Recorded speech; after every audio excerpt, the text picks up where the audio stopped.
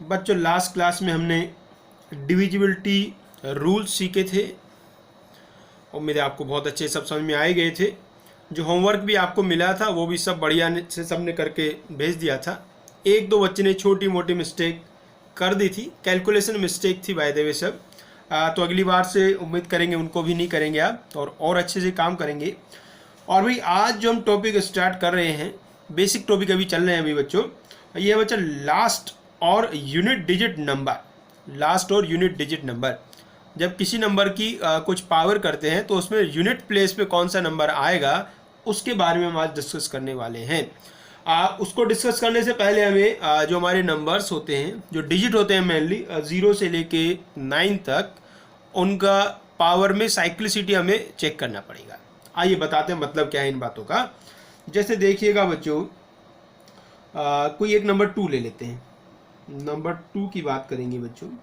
जैसे बच्चों 2 की पावर 1 करेंगे तो यूनिट प्लेस पे कितना आएगा? 2 आएगा। 2 की पावर 1 2 ही होता है, तो यूनिट प्लेस पे 2 ही आया। बच्चों यदि 2 की पावर 2 करेंगे तो 4 आएगा। 2 की पावर 3 करेंगे तो 8 आएगा। बच्चों 2 की पावर 4 करेंगे तो यूनिट प्लेस पे 6 आएगा। भाई 2 की पावर 4 16 होता है ना रे। तो 16 में यूनिट प्लेस पे कितना आ रहा है? 6 आ रहा है। अब यदि इससे आगे हम चले बच्चों, 2 की पावर 5 हम करते हैं, 2 की पावर 5 जो कि 32 होता है, तो यूनिट प्लेस पे कितना आ रहा है बच्चों? यूनिट प्लेस पे 2 आ रहा है। बच्चों 2 की पावर 6 करेंगे जो कि 64 होगा, तो यूनिट प्लेस पे कितना आया बच्चों? यूनिट प्लेस पे 4 आया। बच्चों 2 की पावर 7 करेंगे, 2 की पावर 7 128 होता है, तो यूनिट प्लेस पे 8 आया। 2 की पावर 8 करेंगे तो यूनिट प्लेस पे 6 आएगा। अब यदि किसी बच्चों के 2 की पावर 8 2 की पावर 7 नहीं याद है तो वो ऐसे भी समझ सकते हैं। देखो भैया 2 की पावर 5 में यूनिट प्लेस पे 2 आया था। अब यदि आपको 2 की पावर 6 करना है तो ये जो भी आया होगा इसको 2 से मल्टीप्लाई करेंगे तो 4 हो जाएगा। फिर आगे जाना है तो फिर इसको 2 से मल्टीप्लाई करेंगे, ऐसे 2 से मल्टीप्लाई करके आता रहेगा। तो बच्चों देखिएगा आपने क्या देखा यहाँ से, जब आपने इधर पावर की 1 से लेके 4 तक, तो यूनिट प्लेस पे 2 4 8 6 आया। उसके आगे जब आपने पावर की 5 6 7 8, तो फिर आया 2 4 8 और 6। यदि इसके आगे फिर हम पावर करें 9 10 11 12, तो आपको पूरी उम्मीद है फिर से क्या आने वाला है? 2 4 8 6। बात क्लियर ही? तो इसका मतलब क्या हुआ बच्चों, जो अपना यूनिट डिजिट वाला नंबर है वो 4 के बाद रिपीट हो रहा है। भाई पावर आपने की 1 से लेके 4 तक, तो कुछ यूनिट प्लेस में नंबर्स आए, उसके आगे फिर वही आए, उसके आगे जाएंगे तो फिर वही आएंगे। तो किसके बाद रिपीट हो रहा है? 4 के बाद रिपीट हो रहा है। तो इसको कहते हैं हम साइक्लिसिटी। तो 2 का साइक्लिसिटी कितना हुआ? 4। 2 का साइक्लिसिटी 4 हुआ, तो 2 का साइक्लिसिटी आ गया बच्चों 4। ऐसे भी मन में लिख लो, बाद में टेबल आपके लिए बना देंगे बच्चों। 2 का काम खत्म हुआ। अब किसकी बात कर ले भैया? अब 3 की बात कर लेते हैं। ये बच्चों हमने 2 की बात करी, अब बात करेंगे बच्चों 3 की। 3 की पावर 1 तो भैया 3 होता ही है। 3 की पावर 2 तो 9 होता है। 3 की पावर 3 करेंगे तो यूनिट प्लेस पे 7 आएगा। बच्चों 3 की पावर 4 करेंगे तो यूनिट प्लेस पे 1 आएगा। 3 की पावर 4 81 होता है। यदि इसके आगे हम बच्चों चलते हैं, 3 की पावर 5 करते हैं। 3 की पावर 5, देखो इसमें दो बातें, या तो आपको याद है 3 की पावर 5 क्या होता है, और दूसरी बात आपको याद नहीं है। हम मान लेते हैं आपको याद नहीं है, तो आप क्या करेंगे, जो 3 की पावर 4 आया था उस वाले को आप 3 से मल्टीप्लाई कर दो। तो इसमें 1 आया था तो इसको 3 से मल्टीप्लाई करेंगे तो 3 हो जाएगा। अब बिल्कुल यही कंसेप्ट आपको लगाना है, जो भी यहाँ आता जाए उसको 3 से मल्टीप्लाई करते जाएंगे, क्योंकि जो 3 की पावर 6 है वो क्या है? 3 × 3 की पावर 5 ही तो है। तो इसलिए इसको 3 से मल्टीप्लाई करेंगे 9, पावर 7 में फिर इसको 3 से मल्टीप्लाई करेंगे 7, और फिर से पावर 8 में फिर इसको 3 से मल्टीप्लाई करेंगे तो 1 है ना। 3 से मल्टीप्लाई करेंगे 21 आएगा, और 21 में यूनिट प्लेस पे 1 होता है। तो इसमें भी आप देखें 1 से लेके 4 तक आया 3 9 7 1, उसके बाद फिर से 3 9 7 1, इसके आगे जाएंगे तो फिर से 3 9 7 1। तो ये भी किसके बाद रिपीट हो रहा है? ये भी 4 के बाद रिपीट हो रहा है। तो हमने बच्चों 2 का चेक कर लिया, उसके बाद 3 का चेक कर लिया, और किसका चेक कर लेते हैं? आइए 7 की पावर 1 में तो 7 आएगा। 7 की पावर 2 49 होता है, तो लास्ट में 9 आया। 7 की पावर 3, तो इसको आप 7 से मल्टीप्लाई कर लो। 9 को 7 से मल्टीप्लाई करोगे तो 63 बना। तो 63 के लास्ट में कितना आ रहा है रे? 3 आ रहा है बच्चों। अब 7 की पावर 4, अब इसको 7 से मल्टीप्लाई कर लो तो 21, 21 में आया 1। वापस से आप जाएंगे 7 की पावर 5 पे, तो भैया इसको फिर से 7 से मल्टीप्लाई करेंगे तो आ गया रे 7, फिर आ जाएगा 9, फिर आ जाएगा 3 और फिर आ जाएगा बच्चों 1। तो इसमें भी देखो किसके बाद रिपीट हो रहा है बच्चों? इसमें भी 4 के बाद ही रिपीट हो रहा है। तो 2 में, 3 में और 7 में, सब में 4 के बाद ही रिपीट हो रहा है। तो इन सब का जो साइक्लिसिटी है वो कितना हुआ? 4 हुआ। तो बाद में आपको बोला टेबल बना के लिख देंगे सबका एक साथ, पहले सबका देख लेते हैं। अच्छा, क्या ये चाहते हो सबका हम ही निकाल के दिखाएं? हाँ, ऐसे ही चाहते हो, ठीक है। तो आइए आप किसकी बात करते हैं? वैसे तो बातें मेन चीज़ों की हो चुकी हैं, फिर भी और बातें करते हैं। जैसे बात करिएगा, मान लीजिएगा 8 की बात करते हैं। 8 की पावर 1 में तो भैया 8 ही आएगा। 8 की पावर 2 में 4 आएगा, है ना। 8 का स्क्वायर 64 होता है, तो लास्ट में 4 आया। 8 की पावर 3 करोगे, अब मान लो आपको पावर याद नहीं है, वैसे तो याद होनी चाहिए, याद नहीं है तो कोई बात नहीं, आप इसको 8 से मल्टीप्लाई करो। तो 8 4 जा 32, 32 का आ गया 2। भैया पावर 4 कर लो रे, इसको फिर से 8 से मल्टीप्लाई करो तो आ गया ना 6। इसके बाद फिर से इसको 8 से मल्टीप्लाई करोगे तो 6 8 जा 48, 48 में कितना आ रहा है? 8। तो पावर 5 करोगे तो फिर से आएगा 8, पावर 6 करोगे तो फिर से आएगा 4, पावर 7 करोगे तो आएगा 2, पावर 8 करोगे तो आएगा 6। तो 8 में भी कितने के बाद रिपीट होना शुरू हो गया है? 4 के बाद रिपीट होना शुरू हुआ है। इसका मतलब 8 का साइक्लिसिटी भी 4 है। एक बच्चा सोच रहा है अच्छा इसका मतलब ये हुआ सर सबका साइक्लिसिटी ना 4 ही होता है। वैसे ये सच्चाई नहीं है, एक्चुअली हमने शुरू में वही लिखे जिनका साइक्लिसिटी 4 आ रहा था। अब आइए कुछ और करते हैं, इनका काम भी करो जी समाप्त। अब बारी है बच्चों 4 की। 4 की पावर 1 में भैया 4 आता है, 4 की पावर 2 में भैया 6 आता है। बच्चों 4 की पावर 3 करो, 4 की पावर 3 64 होता है, तो लास्ट में कितना आया? 4। 4 की पावर 4 करोगे तो 6 आएगा। अब इसमें देखिएगा 4 6 4 6, तो कितने के बाद रिपीट हो गया? 2 के बाद ही रिपीट हो गया है। तो इसका जो साइक्लिसिटी है वो 2 है। तो 4 का साइक्लिसिटी 2 होता है। 9 को देखो भैया जी, 9 की पावर 1 करें तो भैया 9, 9 की पावर 2 करें तो लास्ट में 1 आता है। पावर 3 करेंगे तो लास्ट में 9 आएगा, इसको 9 से मल्टीप्लाई कर लेना। पावर 4 करेंगे तो लास्ट में फिर से 1 आएगा। तो इसलिए 9 का साइक्लिसिटी भी हुआ बच्चों 2। 4 और 9 का हुआ 2। अब जो नंबर बचे हैं उनको और देखिएगा। अब जो नंबर बचे हैं बच्चों वो बहुत स्पेशल वाले नंबर हैं सब। 0 की आप कुछ भी पावर करोगे तो लास्ट में कितना आना है? 0 आना है। तो ये तो हमेशा सेम ही रहता है बच्चों। तो इसका साइक्लिसिटी आप 1 मान सकते हैं। जैसे 2 की पावर 0 करो, 2 की पावर 1 करोगे 1 आएगा, 2 की पावर 2 करोगे तो 1 आएगा। तो एक ही के बाद रिपीट होना शुरू हो गया है। ऐसे ही 1 में देखो, 1 में जिसका यूनिट प्लेस पे 1 है या 1 ही मान लो, एक्जेक्टली 1 की आप कुछ ही पावर करोगे तो लास्ट में तो कितना आना है? 1 ही आना है। ऐसा ही बच्चों 5 है। 5 की कितनी भी पावर करो लास्ट में 5 आना है। देखो 5 का स्क्वायर करो 25, 5 का क्यूब करो 125, पावर 4 करो 625, तो लास्ट में 5 ही आ रहा है ना रे। और एक नंबर बच्चों अपना है 6, इसमें भी कोई भी पावर करो लास्ट में 6 ही आना है। तो कुल मिला के कहानी क्या समझे? 2 3 7 8 इनका साइक्लिसिटी 4 है। 4 9 इनका साइक्लिसिटी 2 है। और 0 1 5 6 का 1 है, या ये कहो ये सेम ही रहते हैं। आइए एक छोटा सा टेबल बना के इसको लिख देते हैं और फिर आगे सीखते हैं कि साइक्लिसिटी का यूज कैसे करना है आपको। एक छोटा सा टेबल आपके लिए तैयार कर लेते हैं। यहाँ लिखेंगे बच्चों नंबर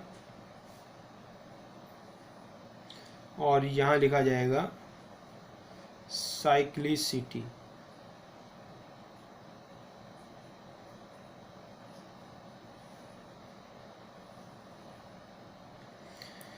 तो बच्चों सबसे अच्छे नंबर कौन लगे आपको? 0, 1, 5 और 6, ये सेम ही रहते हैं हमेशा, तो इसलिए इसका साइक्लिसिटी हमने लिख दिया 1। उसके बाद बच्चों आएंगे 4 और 9, इनका साइक्लिसिटी होता है 2। और जी बच्चों इसके बाद आया 2, 3, 7, 8, इन सबका साइक्लिसिटी होता है बच्चों 4। ये देखो जी, ये पूरा टेबल हमने समझ लिया। अब ये जो साइक्लिसिटी है इसका यूज कैसे आपको करना है? देखो जी, जैसे आपका 2, 3 इन सब का साइक्लिसिटी 4 है, 2 का जो साइक्लिसिटी है वो 4 है, मतलब 4 के बाद रिपीट होते हैं। तो जो हमने एक छोटा सा बनाया था अभी 2 के लिए पूरा टेबल ना, तो उसमें आप देखिएगा, एक बार चलो और लिखते हैं आपके लिए। जैसे 2 की पावर 1 में 2 आ रहा था, 2 की पावर 2 में 4 आ रहा था, 2 की पावर 3 में 8 आ रहा था और 2 की पावर 4 में 6 आ रहा था। अब देखो यदि इसको हम आगे लेते जाएं, जैसे यहाँ 2 की पावर 8 लिखेंगे तो भी 6 आएगा, 2 की पावर आगे 12 लिखेंगे तो भी 6 आएगा। मतलब ये इसका मतलब ये होता है 2 की पावर में जब भी हम 4 का मल्टीपल लिखेंगे, 4 का मल्टीपल लिखेंगे तो कितना आएगा? 6 आएगा, 4 का मल्टीपल। अरे ऐसे ही बनाते जाओगे ना 4 4 करके, तो सबसे लास्ट वाले रो में 4 के मल्टीपल आएंगे। उससे जो ऊपर वाला है ये वाला, इसको आप कह सकते हो 4 के मल्टीपल से 3 ज़्यादा है, 4 के मल्टीपल से ये 3 ज़्यादा होगा।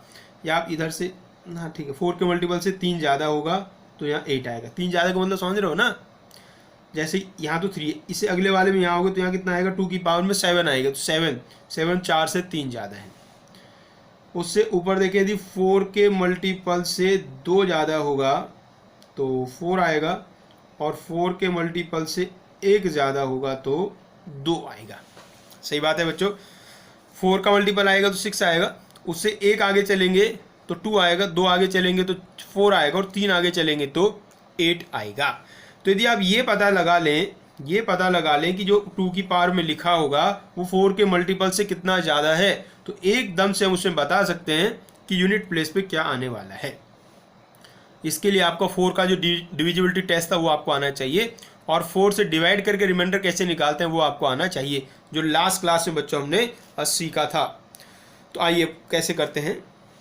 जैसे जो 4n+1 का मतलब समझते क्या होता है? 4 के मल्टीपल से 1 ज़्यादा, मतलब इसका मतलब ये है कि इस नंबर को हम 4 से डिवाइड करेंगे तो रिमाइंडर 1 बचेगा। ऐसे 4n+2 का मतलब 4 से डिवाइड करेंगे तो रिमाइंडर 2 बचेगा। देखिएगा एग्जाम्पल से कि कैसे इनको करना है। यहाँ कुछ एग्जाम्पल लिखते हैं। जैसे बच्चों 2 की पावर 50, 2 की पावर 50, इसमें हमें पता करना है कि लास्ट डिजिट क्या आने वाला है। सभी क्वेश्चन में लास्ट डिजिट ही पूछेंगे।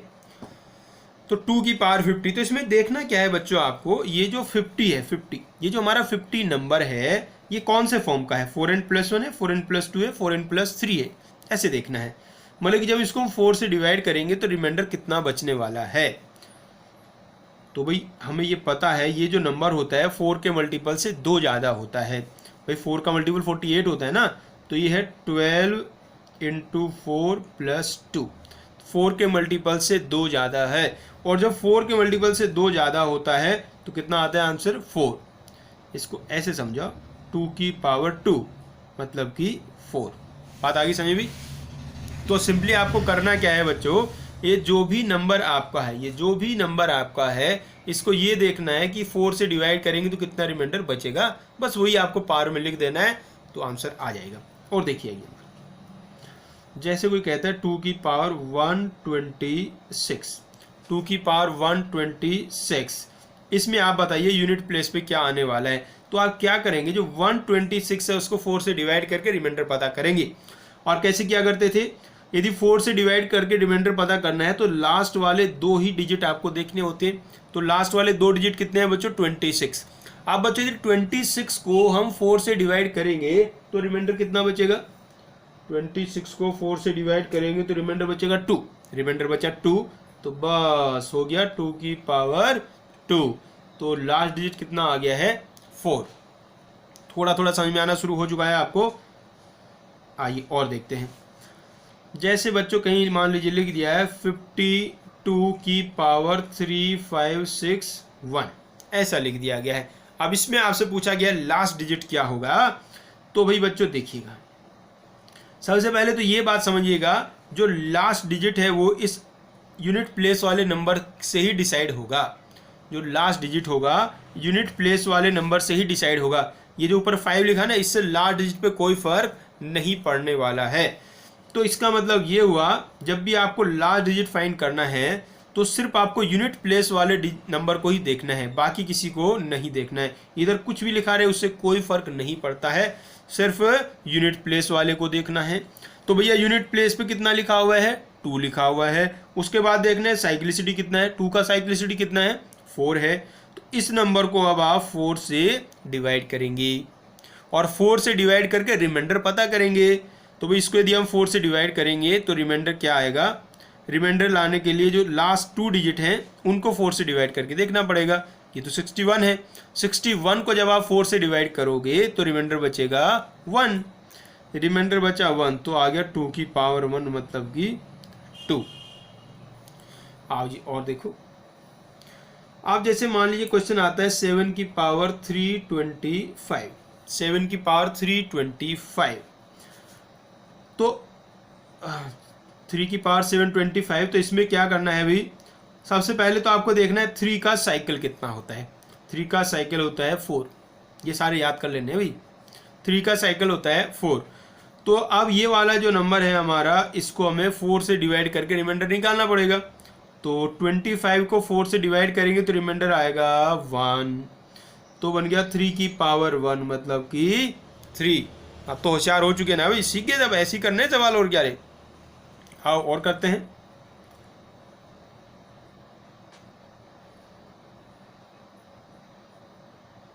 ऐसे लिखा मिलता है क्वेश्चन ना, find last digit of the number, find last digit of the number. ये भी काम का चीज है। देखो चीजें बड़ी रिलेटेड हैं और बड़ी सीक्वेंस में चीजों को पढ़ाते हैं। जैसे हमने लास्ट क्लास में डिविजिबिलिटी वाला सीखा, रिमाइंडर निकालने वाला सीखा, देखो यूज हो रहा है ना ही। अब यदि किसी बच्चे को डायरेक्ट नहीं आता तो वो तो एक मजदूर के जैसे इसको डिवाइड करके रिमाइंडर निकालता रहेगा, और जब तक तो सब बच्चे पेपर दे के घर भी जा चुके होंगे। तो इसलिए वो सारी चीज़ें सीक्वेंस में आपको सीखना ज़रूरी है। ये लास्ट डिजिट वाला कंसेप्ट भी बहुत काम आता है, हमारे जो चैप्टर्स होते हैं उनमें काम आता है। आओ जी बच्चों देखिएगा, एक और सवाल आता है 237 की पावर 732, 237 की पावर 732। इसमें आपको बताना है लास्ट डिजिट नंबर क्या होगा। तो भाई क्या बताया रे तरीका, एक तो जो लास्ट डिजिट वाला नंबर आएगा वो इस यूनिट प्लेस वाले की ही वजह से आएगा। तो यहाँ कितना लिखा है बच्चों, 7 लिखा है। अब 7 का आपको क्या देखना है, साइक्लिसिटी देखना है। 7 का साइक्लिसिटी है 4। तो अब ये जो आपकी पावर लिखी है इसको आपको किससे डिवाइड करना है, 4 से डिवाइड करना है और पता करना है रिमाइंडर क्या आएगा। तो डिवाइड कर दिया भैया जी। तो डिवाइड करके कितना है, ये तो 32 लिखा है लास्ट में, ये तो पूरा डिवाइड हो जाएगा, ये पूरा डिवाइड हो जाएगा। तो रिमाइंडर तो कुछ बचेगा नहीं। तो अब आप के बाद 2 तरीके लिखने की, या तो आप लिख लो 7 की पावर 4 या लिखो आप 7 की पावर 0। लेकिन हम आपको सलाह देंगे आप 7 की पावर 4 ही लिखो, ठीक है ना भाई, इससे ना सबके सही आते हैं। 7 की पावर 4, तो जब 4 से पूरा डिवाइड हो जाए तो आप 7 की पावर 0 की बजाय 7 की पावर 4 लिखो। अब 7 की पावर 4 में यूनिट प्लेस पे क्या आता है, अभी तो सिखाया था क्या आता है, इसमें आता है बच्चों 1। 7 की पावर 4 में यूनिट प्लेस पे 1 आता है बच्चों। तो ये हो गया आंसर। आइए एक और करते हैं। एक बच्चा कह रहे थे सर मैंने 0 भी कर दिया होता तो भी तो 1 ही आता। हाँ तो बिल्कुल सही है रे, 0 कर दिया होता तो भी 1 आता, लेकिन फिर भी हम क्या करें 4 करना। देखो क्यों, एक अगला सवाल देखो, 732 की पावर 732। इसमें देखिएगा बच्चों, अब इसमें देखिएगा यूनिट प्लेस पे क्या लिखा है रे बच्चों, 2 लिखा है। अब देखो 2 का साइकिल कितना होता है, 4 होता है जी।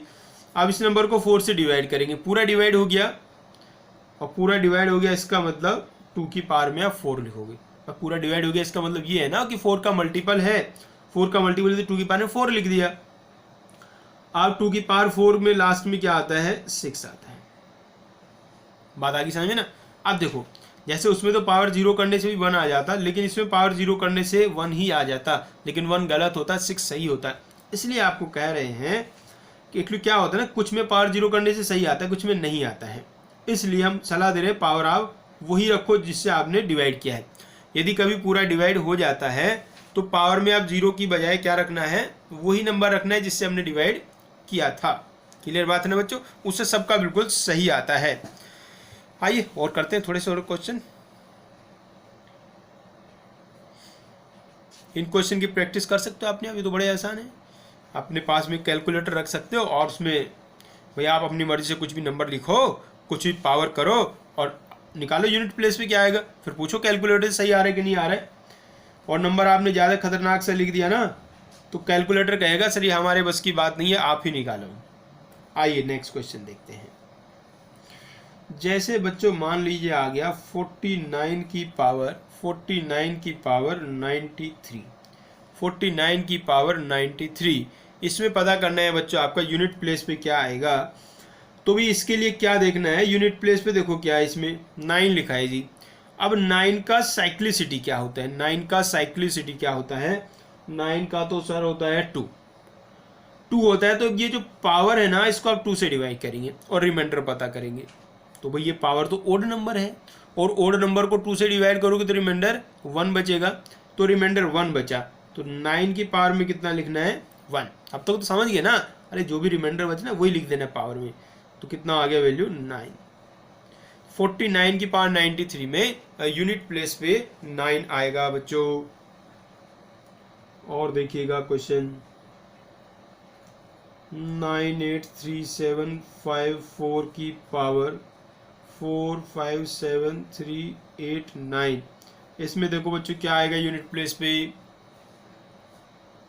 कैसे देखना है, देखो लास्ट में क्या लिखा है भैया, लास्ट में लिखा है 4 का साइक्लिसिटी कितना होता है 2 होता है। तो ये जो भैया पावर में नंबर लिखा है इसको 2 से डिवाइड करेंगे और रिमाइंडर पता करेंगे।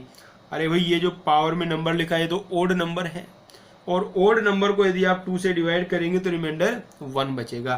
तो 4 की पावर में लिखना है आपको 1, तो ये आ गया है 4। क्लियर हुई बात है भी। चलिए और बढ़ते हैं आगे।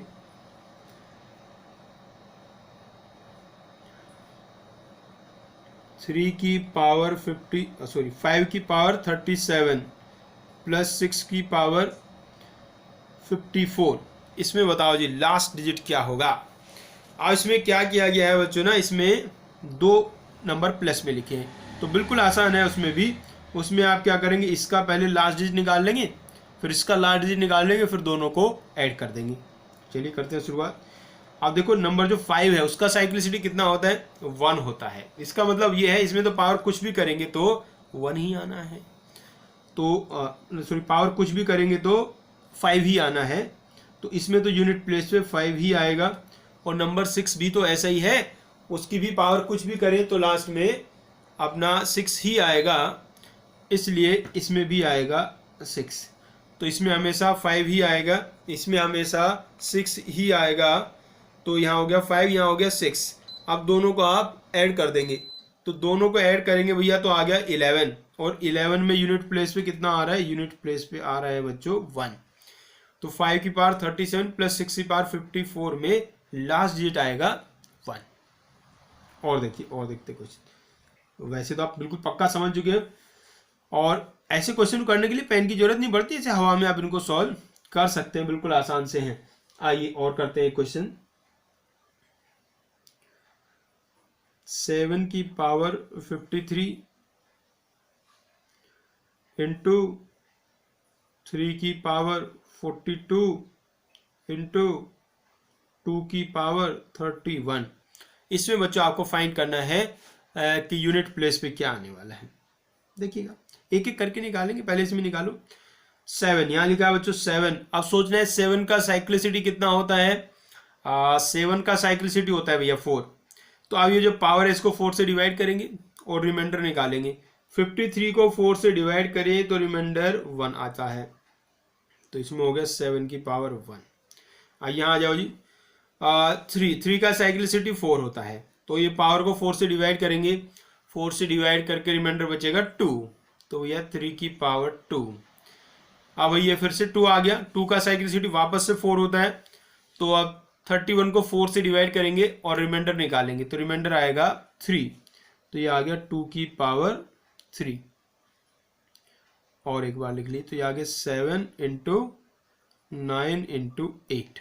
अब इसमें यूनिट प्लेस पे क्या आएगा, अभी ऐसे मल्टीप्लाई कर लो ना, इन दोनों को मल्टीप्लाई कर लो, तो आ गया 63, तो यूनिट प्लेस पे आ गया है 3। अब इस 3 को 8 से मल्टीप्लाई कर दोगे तो यूनिट प्लेस पे आ जाएगा 4।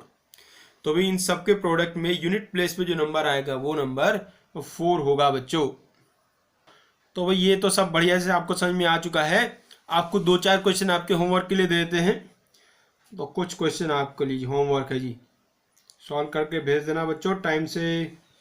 जैसे लास्ट क्लास में हमने तुरंत भेज दिए थे, ऐसे भेज दिया करो, हमेशा ऐसे भेज दिया करो। आइए जी, बस आपको लास्ट डिजिट फाइंड करने सब में शॉर्ट फॉर्म में लिख देते हैं। निकालो बच्चों लास्ट डिजिट, जो भी हम नीचे नंबर्स लिख रहे हैं उनमें लास्ट डिजिट आपको बताना है। 3 की पावर 573, 2 की पावर 689, 357 की पावर 9837, और बच्चों 498 की पावर 894, और लिख लीजिए एक तो और ले लेते हैं अभी, 7 की पावर 77 प्लस 3 की पावर 33 प्लस 2 की पावर 22। एक और बच्चों 5 की पावर 55, 8 की पावर 88, 9 की पावर 99। इन सब में बच्चों आपको लास्ट डिजिट वाला नंबर बताना है, तो ये आप बता दोगे बड़े आराम से। एक काम और करना है बच्चों आपको, आप जरा विचार कीजिएगा 1.1 की पावर 30, 1.1 की पावर 365। इसमें करना क्या है आपको ही, आप इन दोनों वैल्यू के बारे में आपको सोचना है। कैसे सोचना है, जैसे 1.1 की पावर 30 हमने आपसे पूछा, अब आप इसके वैल्यू के बारे में सोचो, ये सोचो कितना इसका वैल्यू होता होगा, जो भी आपके मन में आए वो आप सोचना, ठीक है ना, वो मन में आप सोचना। उसके बाद फिर ये वाला वैल्यू आप कैलकुलेटर से कैलकुलेट करना, ठीक है जी बच्चों। फिर से सुनो क्या बात है, 1.1 की पावर 30, जैसे अभी आपने देखा इसको ना, अभी आपके मन में कुछ आ रहा होगा ना, इसका वैल्यू कितना होगा, हमें तो नहीं पता ना क्या आ रहा मन में आपके, तो आप 1.1 की पावर 30 का वैल्यू कितना होगा, किसके आसपास होगा, मान लो कि 2 से छोटा होगा या 5 से छोटा होगा या 10 से छोटा होगा, ये तो हमें पता है 1 से तो बड़ा है, तो 1 से तो बड़ा है, तो छोटा किससे, 5 से, 10 से, 20 से, ऐसे कुछ जो भी आपके मन में आ रहा होगा, तो ऐसा आप सोचेंगे। और उसको सोचने के बाद फिर आप इस वैल्यू को कैलकुलेटर से कैलकुलेट करेंगे, आता होगा ना कैलकुलेटर से कैलकुलेट करना, हाँ जी, तो इसे कैलकुलेटर में आप कैलकुलेट करेंगे और फिर देखेंगे वैल्यू क्या आ रहा है। इसी तरीके से 1.1 की पावर 365, इसको भी आप पहले अपने आप सोचेंगे इसका वैल्यू कितना आ रहा होगा, भाई 100 आ रहा होगा, 200 आ रहा होगा, 1000 आ रहा होगा या 10,000 आ रहा होगा, जो भी आ रहा होगा, इसका वैल्यू पहले आप सोचेंगे, अपने मन से सोचेंगे कि कितना आ रहा होगा, फिर इसका वैल्यू भी आप कैलकुलेटर से कैलकुलेट करना, ठीक है, ये काम कर लोगे आप।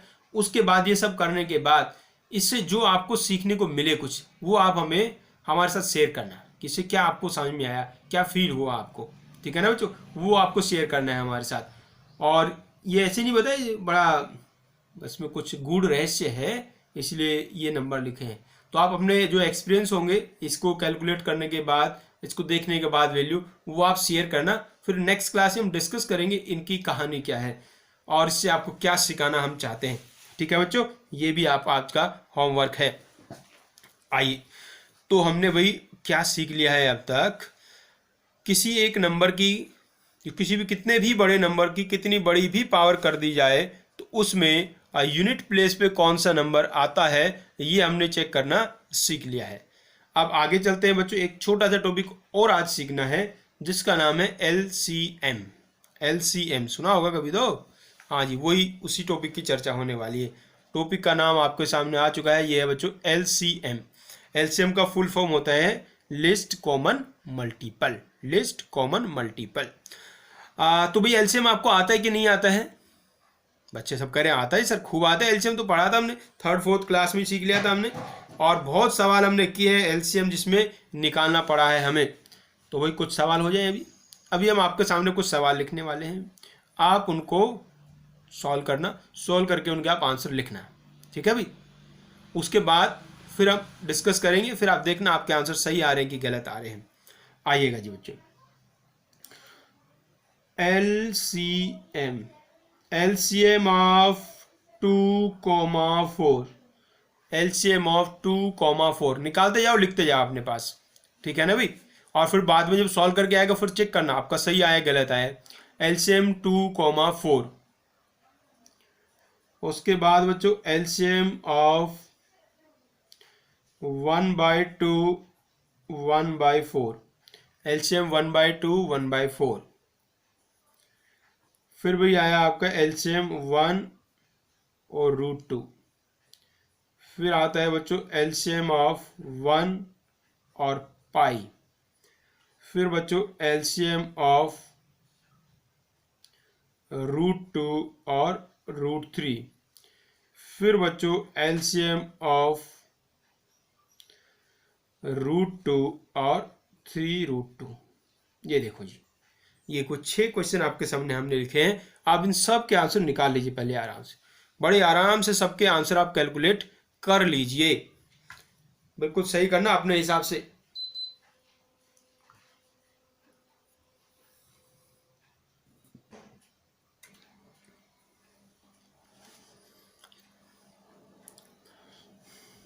सबने कैलकुलेट कर लिए अभी। इसका देखो, इसका सबने 4 ही लिखा होगा। 2 और 4 का LCM 4 ही होता है। अब ये जो 1/2 और 1/4 है, इसका LCM आप सोचिएगा क्या लिखा होगा। क्या कहीं आपने 1/8 लिखा है? नहीं, 1/8 तो एक ऑप्शन में रखते हैं। क्या 1/8 आपने लिखा है,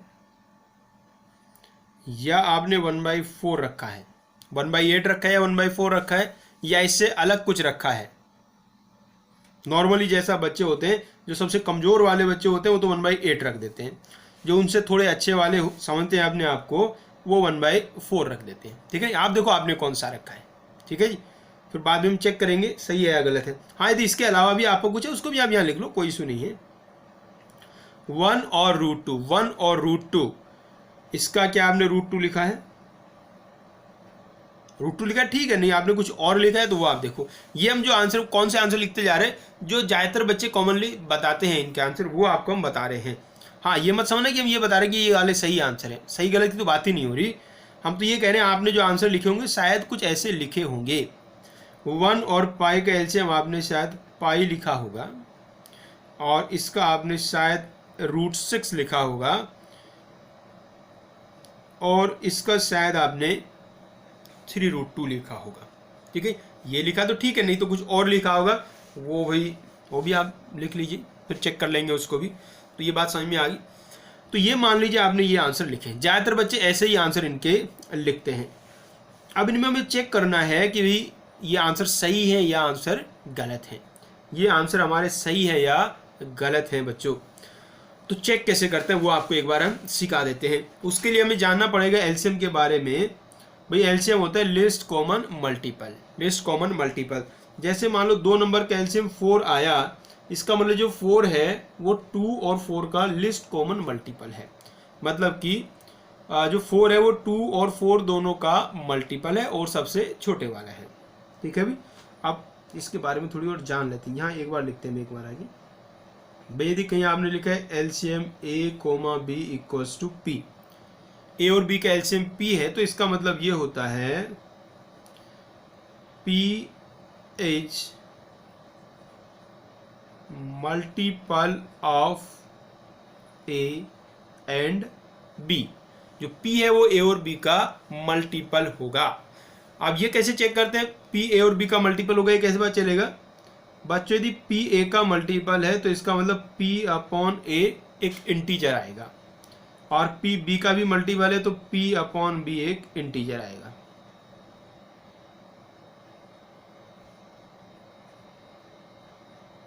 सही बात है नहीं? तो यदि p a और b का मल्टीपल है तो p अपॉन a और p अपॉन b दोनों ही इंटीजर होंगे। इंटीजर तो समझते हो ना भी? चलो ठीक है, समझते हो तो आइए तो आप चेक करना सीखते हैं जी। आज जैसे हमने ये चेक करना है, ये 4 आपका आंसर सही है या गलत है, तो आप 4 को 2 से डिवाइड करो। बच्चों 4 को 2 से डिवाइड करो, कितना आया? 2 आया। 2 तो इंटीजर होता है, बात बिल्कुल सही है।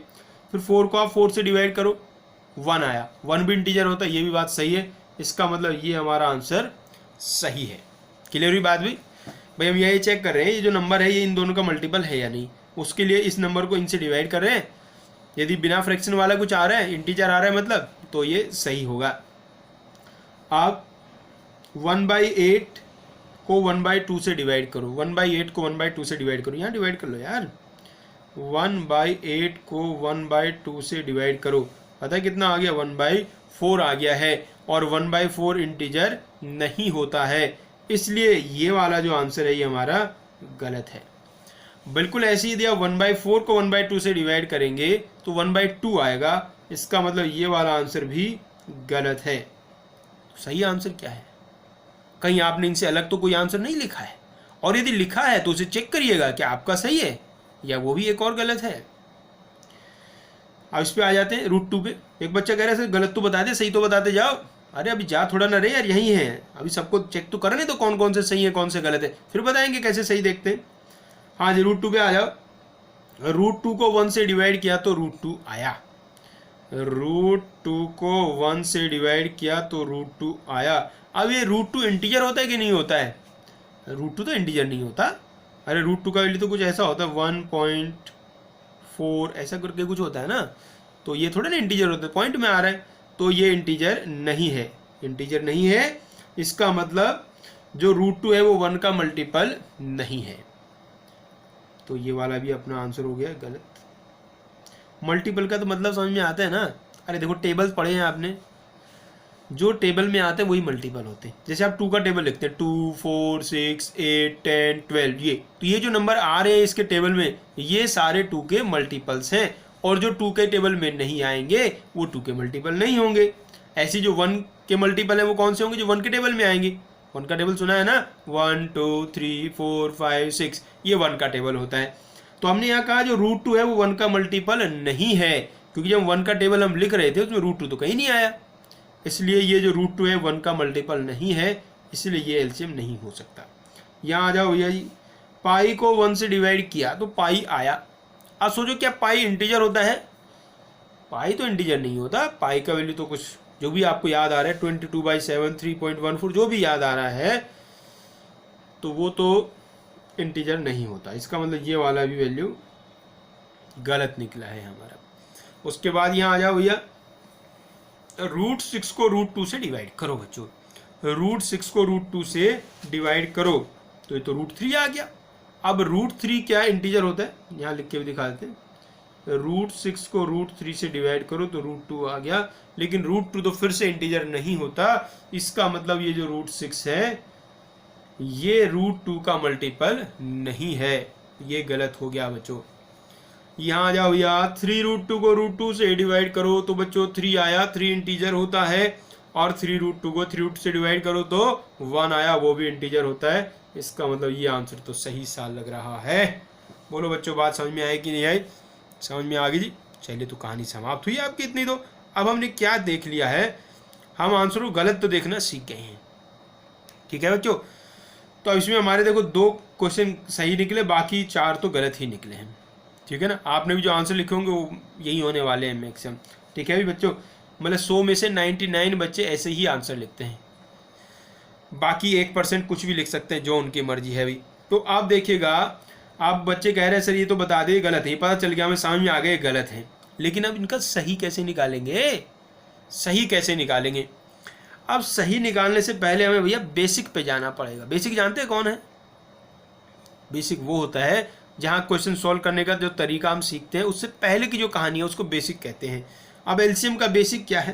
भाई बेसिक तो सर कुछ पता नहीं, नाम पता है हमें। तो लिस्ट कॉमन मल्टीपल, तो भैया इसी से निकाल देंगे ना। मल्टीपल मतलब जो उसके टेबल में आते हैं, तो मल्टीपल्स लिखने के लिए पूरा टेबल लिख दो भैया।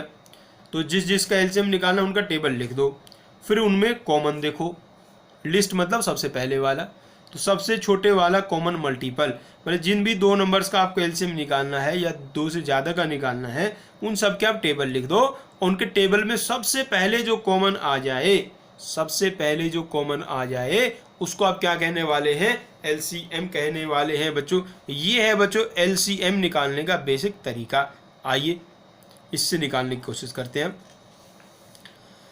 देखो जी, सबसे पहले जो हमारे नंबर हैं, एक 2 एक 4 है ना जी, इसका ही एलसीएम निकालते हैं। वैसे आपको और भी तरीके आते हैं इसका एलसीएम निकालने के, लेकिन हम बेसिक पे जा रहे हैं, वापस बेसिक पे जा रहे हैं। तो 2 का टेबल लिखो भैया 4 6, इसका लिखो 8 12। कुछ कॉमन आया क्या रे बच्चों? अरे हाँ सर, कॉमन तो शुरू में ही आ गया था, ये आ गया है कॉमन, तो इसलिए 2 और 4 का एलसीएम कितना हो गया? 4 हो गया जी। बात आ गई पूरी समझ में? देखो जी ऐसे निकालते हैं एलसीएम, ठीक है। आप दूसरे वाले का निकालेंगे, 1/2 और 1/4 का एलसीएम निकालेंगे जी। 1/2 और 1/4। अरे क्या 1/2 का टेबल आता है क्या? टेबल नहीं आता 1/2 का? नहीं पढ़ाया आपके स्कूल में? ओहो, तो अब कैसे काम चलेगा भाई? अरे टेबल लिखने तो सिखाए थे ना यार आपको, भूल गए आप भी यार। देखो 2 का टेबल कैसे लिखा था? 2 1 जा 2, 2 2 जा 4, 2 2 जा मतलब 2 मल्टीप्लाई बाई 2, और 2 3 जा 6, 2 मल्टीप्लाई बाई 3। मतलब किसी भी नंबर का आपको टेबल लिखना है तो पहले उसको 1 से मल्टीप्लाई करो, फिर 2 से करो, फिर 3 से करो, फिर 4 से करो, तो टेबल आ जाएगा। तो इसका टेबल आपको चाहिए तो इसको आप 2 से मल्टीप्लाई कर दो, 2 से मल्टीप्लाई करके तो सिर्फ 1 आ गया, फिर 3 से कर दो 3/2 आ गया, फिर 4 से कर दो 2 आ जाएगा।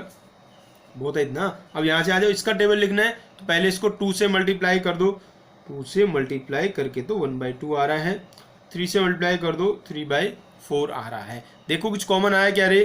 क्या कुछ कॉमन दिखाई दिया? बिल्कुल दिखाई दिया जी, ये रहा देखो, ये आ गया है भैया कॉमन। और ये कौन है? ये 1/2 है। तो जो हमारा सेकंड वाला क्वेश्चन है उसका आंसर कितना है? 1/2 है। क्लियर हुई बात हुई? चलो ये भी काम खत्म हुआ, आगे बढ़ते हैं जी। आप निकालेंगे 1 का और √2 का। तो भाई 1 का टेबल हो गया 2 3 4, और √2 का हो गया भैया √2 2√2 3√2 और 4√2। सही? अरे बेसिक है, टेबल लिखना आज ही तो सिखाया आपको। आप इसमें देखो कुछ कॉमन लग रहा है क्या यार? कॉमन सा तो दिख ही नहीं रहा है। देखो ध्यान से, दिख रहा है कुछ कॉमन? बिल्कुल भी कॉमन नहीं दिखाई दे रहा। अरे सबसे बड़ी बात तो क्या है ना, देखो, अरे ये जो इधर वाला है इसमें क्या कभी √2 आएगा? √2 कभी नहीं आएगा, लेकिन इसमें तो हमेशा √2 आएगा, इसलिए कुछ भी कॉमन नहीं आ रहा है। इसका पढ़े लिखे बच्चे कैसे बताते हैं मेथड? जैसे ये जो इधर वाले सारे नंबर हैं ये हैं रेशनल। रेशनल समझते हो ना, P/Q के फॉर्म वाले जो होते हैं, ये सब रेशनल है। और ये √2 वाले हैं, √2 तो इरेशनल होता है। ये सारे नंबर हैं इरेशनल, ये सारे नंबर हैं इरेशनल। तो इधर सब रेशनल है, इधर सब इरेशनल है। और एक रेशनल कभी भी एक इरेशनल के बराबर तो नहीं हो सकता। इसका मतलब कि इसमें कभी भी कुछ भी कॉमन नहीं आएगा। और यदि कभी भी कुछ भी कॉमन नहीं आ रहा तो एलसीएम क्या होगा? एलसीएम तो कुछ भी नहीं होगा भाई। एलसीएम तो कॉमन मल्टीपल होता है ना, और आपने तो कह दिया कॉमन आएगा ही नहीं कुछ भी, तो इसका मतलब एलसीएम भी नहीं आएगा। इसका मतलब ये हुआ कि एलसीएम ऑफ 1, √2 होता ही नहीं है। होता ही नहीं है का मतलब क्या हुआ? Does not exist. Does not exist, exist ही नहीं करता, दुनिया में है ही नहीं भैया। ठीक है ना? ऐसे नहीं कि हमसे नहीं निकला, एग्जिस्ट ही नहीं करता। ऐसा कोई नंबर मिलेगा ही नहीं आपको जो 1 और √2 दोनों का कॉमन मल्टीपल हो। अब अगले वाला क्वेश्चन देखिए, 1 और पाई वाला देखते हैं। 1 और पाई, आ जाओ 1 और पाई पे भी आ जाओ भैया। 1 2 3 इधर आएगा, 1 पाई 2 पाई 3 पाई। ये बच्चों आ गया। अब इसमें देखो, इसमें क्या लग रहा है कहीं कुछ कॉमन? देखो ये हमें तो कॉमन नहीं लग रहा। देखो इसमें सेम कंसेप्ट हम बताने वाले हैं भाई। ये सारे नंबर कैसे हैं? रेशनल हैं, रेशनल। और पाई चूंकि इरेशनल होता है, पाई भी इरेशनल होता है, तो ये सारे इधर वाले नंबर आएंगे इरेशनल, इधर वाले सारे नंबर होंगे बच्चों इरेशनल। तो इनमें भी कुछ भी कॉमन नहीं आने वाला, इसलिए एलसीएम एग्जिस्ट नहीं करेगा। तो क्या कहा हमने, एलसीएम ऑफ 1 पाई भी है does not exist, does not exist. ठीक है जी, यस, इसका भी एलसीएम बच्चों डज नॉट एग्जिस्ट होगा। अब एक बच्चा सोच रहा है, बड़ी देर में उसने सोचा, कह रहा है सर नहीं कुछ गड़बड़ लग रहा है हमें बात में। यदि जो पाई का वैल्यू ना 22/7 होता है, पाई का वैल्यू 22/7 होता है, तो जब मैं ना 7 पाई लिखूंगा, 7 पाई लिखूंगा, तो नीचे वाला 7 कट जाएगा, तो 22 आ जाएगा, और इसमें भी 22 आ जाएगा, तो कॉमन नहीं हो जाएगा। देखो 22, सोचो, आप तो नहीं सोच रहे थे ये वाला क्वेश्चन। पाई को 22/7 रखूंगा तो 7 पाई का वैल्यू 22 हो जाएगा, मतलब इसमें 22 आएगा, और 22 तो सर इसमें भी आएगा, तो क्या एलसीएम 22 नहीं होना चाहिए था? बिल्कुल होना चाहिए था, सही बोल रहे हो आप तो। बाकी सारी बातें हमने सही बोली, मैंने एक बात को छोड़ के आपने क्या कहा, अरे आपने कहा पाई का वैल्यू होता है 22/7, यही तो गलत कहा। पाई का वैल्यू नहीं होता 22/7, पाई का वैल्यू नहीं होता 22/7। बात समझ में आई ना? पाई का वैल्यू 22/7 नहीं होता बच्चे, ये गलत बात है, इसलिए वो आपकी सारी कहानी गलत होगी। अब बच्चा कह रहा है सर नहीं ये बात थोड़ा ना है, मेरी 10वीं किताब में मैंने देखा था 10 जगह लिखा हुआ था पाई का वैल्यू 22/7। आपने ध्यान से नहीं पढ़ा उसको बच्चे, उसमें ये नहीं लिखा था कि पाई का वैल्यू 22/7 होता है, उसने कहा था लेट पाई इक्वल टू 22/7, मान लो यार पाई का वैल्यू 22/7 है, ऐसा लिखा था। उसने कहा था मान लो, थोड़ी देर के लिए मान लो, आपने तो हमेशा के लिए मान लिया उसको। उसने कहा था इस सवाल को सोल्व करने के लिए आप पाई का वैल्यू 22/7 ले लो, ऐसा लिखा होता है, ऐसा नहीं लिखा होता पाई का वैल्यू 22/7 होता है। और एक बात और समझो बच्चों, माना तो उसी चीज को जाता है ना जो वास्तव में होता नहीं है। आप कहते हैं पाई का वैल्यू 22/7 मान लो, या पाई का वैल्यू 3.14 मान लो, इसीलिए तो कह रहे हैं क्योंकि पाई का वैल्यू ये नहीं होता है। अरे कभी आपको कहा उसने आप 5 का वैल्यू 6 मान लो, ऐसा कहा कभी? या 5 का वैल्यू 3 मान लो, ऐसा कहा कभी? ऐसा कभी नहीं कहा ना, क्योंकि आपको पता है 5 का वैल्यू 5 होता है। अब पाई का वैल्यू चूंकि 22/7 नहीं होता, इसलिए वो कहता है कि भाई ये सवाल करने के लिए, इसकी कैलकुलेशन आसान करने के लिए आप पाई का वैल्यू 22/7 ले लो। एक्चुअली में जो पाई का वैल्यू होता है वो 22/7 के पास होता है, इसके पास होता है, एग्जैक्टली ये नहीं होता। ठीक है भाई, तो चूंकि पाई का वैल्यू 22/7 नहीं होता, इसलिए आपका जो कंसेप्ट आप सोच रहे थे 7 पाई आएगा वो गलत है। एक्चुअली पाई एक इरेशनल नंबर है, और इरेशनल नंबर को आप ऐसे p/q के फॉर्म में तो लिख ही नहीं सकते। p/q के फॉर्म में लिखेंगे तो रेशनल बन जाएगा ना, लेकिन पाई तो इरेशनल होता है। बात क्लियर हुई भी? इस पाई के बारे में और हम ज्यादा डिस्कस करेंगे, हमारे एक चैप्टर आएगा ट्रिग्नोमेट्री, उसमें और डिटेल में इसकी चर्चा करेंगे।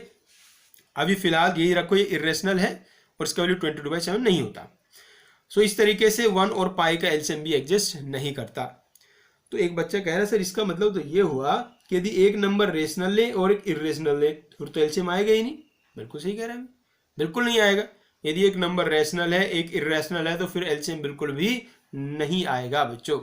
ठीक है जी, आइए आगे बढ़ते हैं अगले वाले क्वेश्चन पे। अगला क्वेश्चन था √2 और √3 वाला। √2 और √3, तो उसमें भी आप टेबल लिखेंगे, ये हो गया √2 और ये हो गया √3।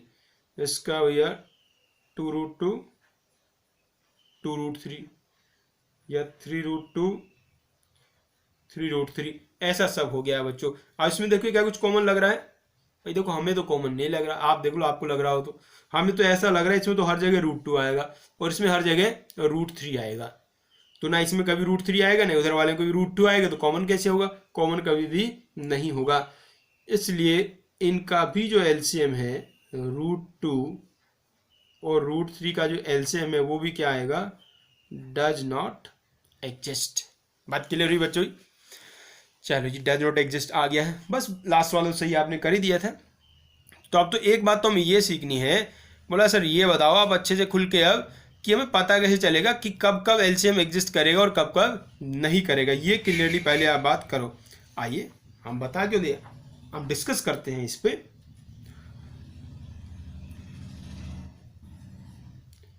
जैसे देखो 2 नंबर का एलसीएम पी है, 2 नंबर का एलसीएम बच्चों पी है, तो भाई इसका मतलब ये हुआ कि पी अपॉन ए एक इंटीजर है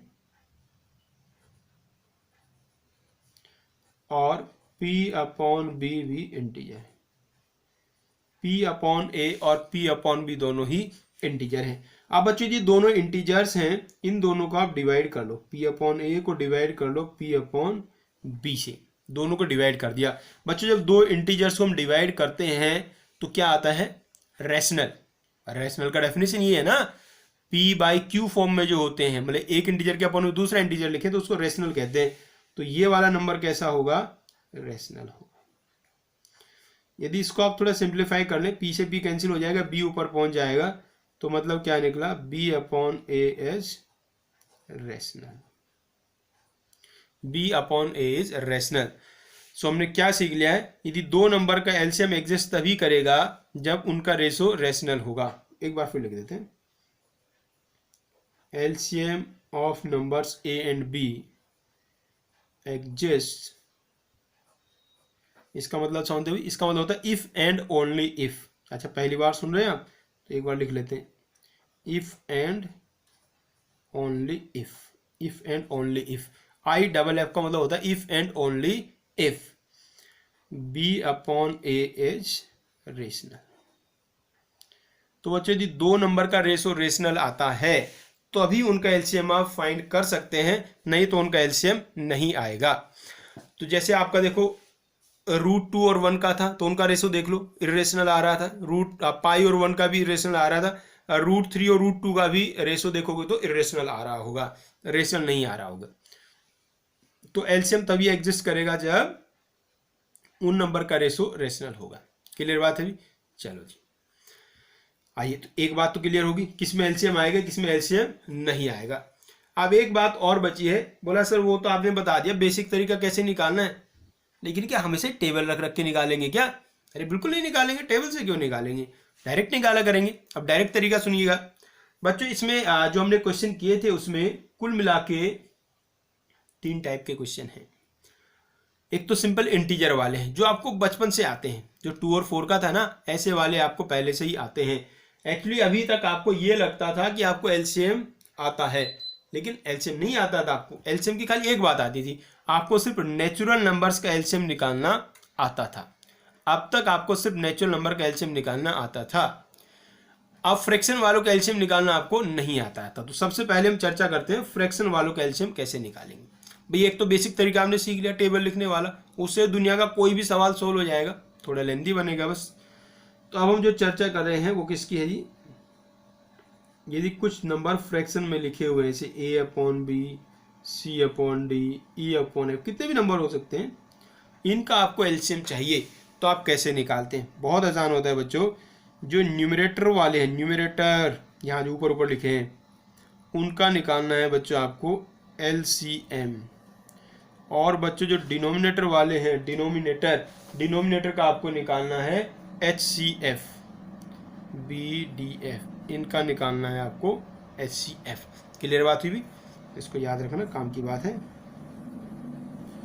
तो फ्रैक्शंस का आपको एलसीएम निकालना हो तो न्यूमरेटर्स का निकालो एलसीएम और डिनोमिनेटर्स का निकालो एचसीएफ। क्लियर बात हुई?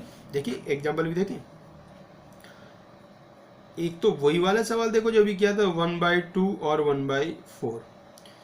तो एलसीएम निकालो इसमें 1 और 1 का, और भैया एचसीएफ निकालो 2 और 4 का।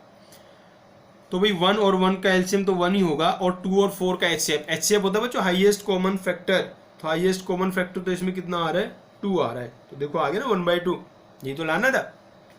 एक और करें, एक और करो, एक और लिखो जी, एलसीएम ऑफ 1/3 एंड 1/5। 1/3 और 1/5 का एलसीएम देखो जी। तो ऊपर वालों का एलसीएम निकालो 1 1 का, नीचे वालों का एचसीएफ निकालो 3 और 5 का। तो कितना आ गया भी? 1 और 1 का एलसीएम 1 और 3 और 5 का एचसीएफ। 3 और 5 में तो कुछ कॉमन होता नहीं, 1 समझ सकते हैं आप। तो इनका आ गया बच्चों 1।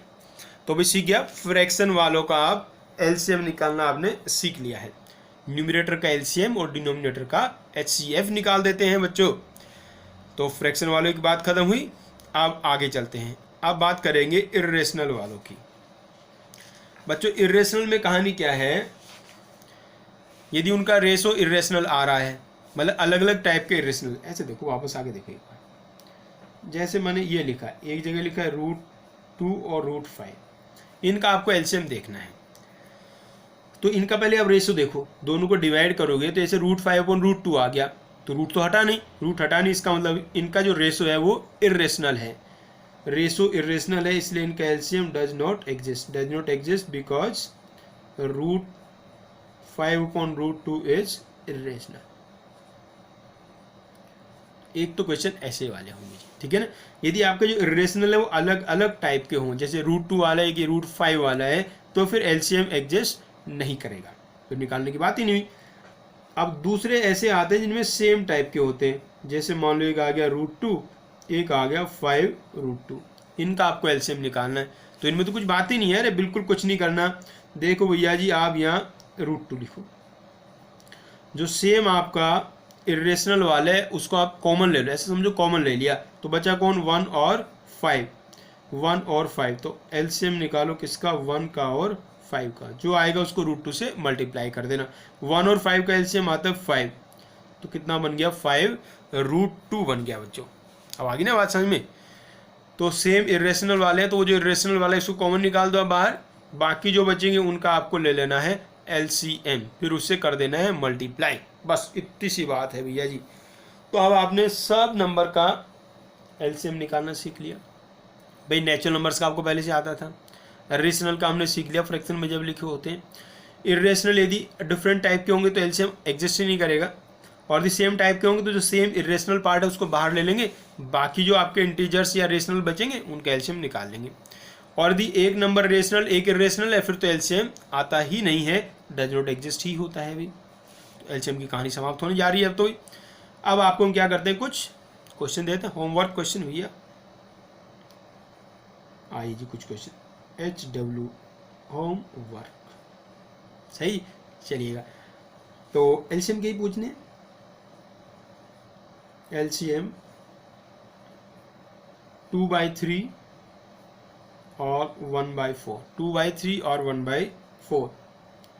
दूसरा एलसीएम ऑफ 2/3 4/9, एलसीएम ऑफ 3/5 6/25 और 10/50, ये एलसीएम निकाल लीजिए।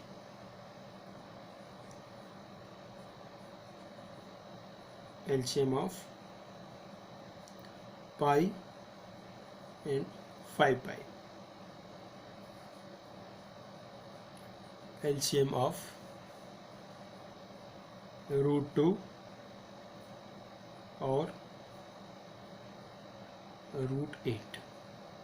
ठीक है, इतने सवाल कर दोगे आप लोग, बस इतनी कहानी है। तो ये सवाल आज आपको कर लेने हैं।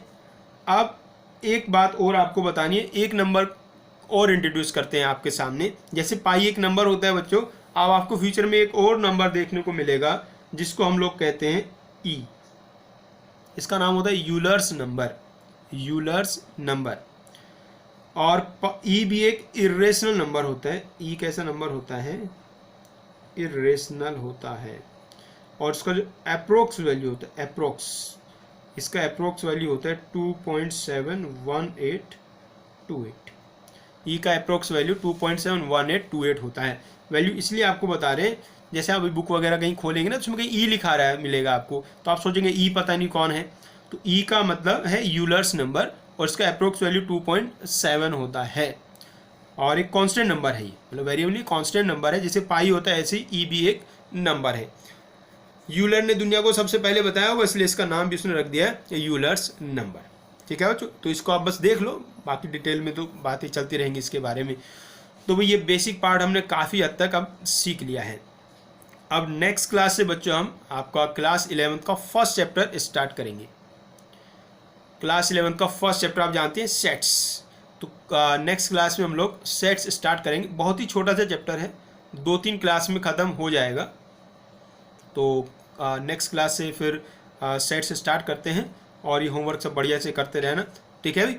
और सब बहुत आसान है। अपना जो 11th का मैथ्स होता है वो 10th वाले से बहुत ही ज़्यादा आसान होता है, और जो जेई लेवल का मैथ्स है वो तो बहुत ही ज़्यादा आसान होता है। सबसे आसान तो IIT एडवांस का मैथ्स ही होता है, ठीक है ना। ऐसा दुनिया में हमारे अलावा कोई नहीं आपको कहने वाला है, लेकिन सच्चाई यही है, ठीक है ना भाई। तो बहुत आसान होता है मैथ्स। देखो यदि आपको ये कहा जाए दुनिया में सबसे आसान काम क्या है, तो भैया दुनिया में सबसे आसान काम है पढ़ाई करना। और उसमें भी सबसे आसान काम क्या है, मैथ्स की पढ़ाई करना। तो बच्चों आप लोग अभी ये जो काम कर रहे हैं ना, दुनिया का सबसे आसान में से भी सबसे आसान वाला काम कर रहे हैं। तो दिमाग पे ज़्यादा लोड नहीं डालना है, ठीक है ना। बहुत आसान आप काम कर रहे हैं, बिल्कुल। तो सिर्फ बिल्कुल आसान काम कर रहे हैं तो टेंशन क्या लेनी है, धड़ाधड़ करते जाइए सॉल्व, ठीक है बच्चों। तो मिलते हैं फिर कल आपसे, मतलब कि नेक्स्ट क्लास में मिलते हैं आपसे और सेट्स स्टार्ट करेंगे। थोड़ा एक बार बुक से देख लेंगे तो बहुत अच्छा रहेगा, और नहीं देख लेंगे तो भी समझ तो सब आना ही है आपको भी। चलिए तो मिलते हैं नेक्स्ट क्लास में भी।